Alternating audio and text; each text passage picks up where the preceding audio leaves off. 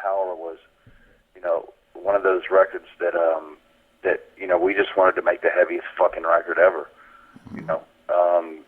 within what our sound was, and we've accomplished that. I mean, people still, and I really didn't know how much it affected people really till, just recently, or maybe, 5 years ago or something like that, or how much of an impact that record really made on people, It was a defining moment for the four of us,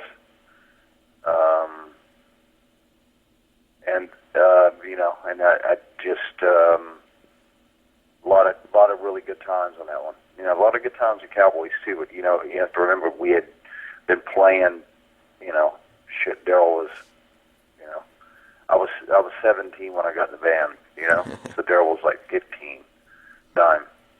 Mm-hmm. So, we worked our ass to get where we had gotten to that point, Then we get signed, and then, we do all the hard work and getting people to know our names and the whole bit, and we put out Vulgar Display and toured with Skid Row for 9 months in front of a mainstream audience, and it just took off from there, Okay, cool. And then you got the Far Beyond Driven. And then Far Beyond Driven was it was a focused record, but it's more experimental on our part. Usually we would go in and write the songs all back to back. On Far Beyond, we would go in and do 3 songs for 2 weeks, and then take a couple of weeks off, and then start doing that, until we had finished projects, and we had different kind of stuff that, we had like a Black Sabbath song, and then we had a that we were doing for a soundtrack and the whole bit. And so after touring, like I'm saying, probably 4 years, the popularity here in America was so great that when Far Beyond came out, it came out at number 1 on the Billboard charts here in America in about another 6 countries, something like that. So it was overwhelming, You got the number 1 record in the country, You're the biggest band in America. Yeah, and especially with a heavy record like huge. that. And it was a heavy ass record. Yeah. So we just kept, we kept touring and touring and touring and bringing more people, and and we started selling out amphitheaters and arenas and the whole bit, and taking out cool bands, and that led to more touring, and then we pretty much we took a little break before Trendkill. Mm-hmm. And with all the success that we had, we were kind of, I think we decided just to give the finger to fucking everybody, We were going to make what we wanted to make, and it was very, it wasn't, it was very, probably the most hardcore record that we made. Yeah.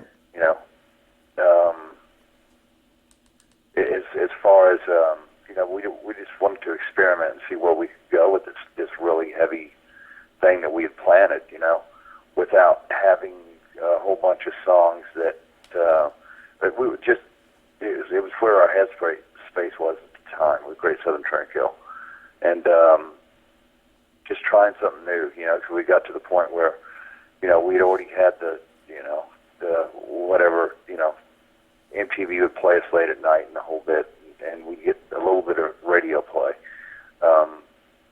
Now we get more radio play than we ever have, and still sell a ton of records. But it's odd that that this thing keeps going. Yeah.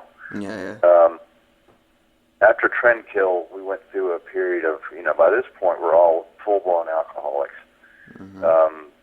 Phil was gotten into deeper, heavier drugs. I had, I definitely dabbled, in some of that. But we went out and did 9101 Proof, which is the live recording.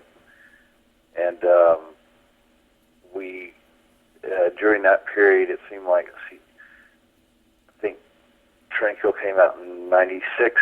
Yeah. And then, so we toured that, and then we toured with the live album. I think I did, I don't know, I was doing, Phil was doing side projects. I was doing other stuff. I did Jerry Cantrell's solo record, and the boys, I don't know what they were up to, probably hanging out at a strip bar somewhere. But let's see. Yeah, and with the live record, you did your return to Europe. The first time I've seen Pantera was in '98 in Paris. We tried to hit as many major markets as we could. Then as soon as we got done with that, we got a call from Ozzy and Black Sabbath. They were doing a reunion. They wanted us for the whole, the full-blown world tour. And we said, well, we couldn't pass it up, Yeah. There's no way. And in fact, that's some of our greatest performances is on that tour. And we have a lot of that stuff on film, tape from all the shows and all that kind of stuff, and all that stuff will be coming out. We took a break from that and took a long little breather. I think that lasted, lasted a year. I think we probably took a year off, and then went back in and did started Revolution, or Reinventing the Steel. Yeah. Let me just ask you a question about the live record. I always wondered about when it was recorded. I guess in several gigs, but which period was like during the recording equipment with us. We recorded every night. Okay. From 93 on. So or maybe even 92. I don't know. We were recording every night on full boards and the whole bit. It wasn't just a little 4-track or something. Okay. So we had ADATs with us in the whole bit, so we could mix whatever we needed to mix. And anyway, so a lot of good stuff came out of that. We've just opened the archives up, and there's a ton of nothing but bootleg and different kind of stuff that we've accumulated over the years, of different live shows, like in South America and several in Europe. And anyway, that's all going to come out. Okay. Here in the future. So get ready. Yeah. Because some of this stuff is just insane. At the time, you don't think about it, but 10 years ago, it was some of these recordings are just really, really, the band was at its final peak. Okay, and so let's go back to the Reinventing the Steel. Probably the top place that we could probably jump off at. There was no place else for us to go. We had kind of pigeonholed ourselves into, well, it's got to be heavier and heavier, but at the same time, if you notice, Reinventing the Steel had a lot of melody on it.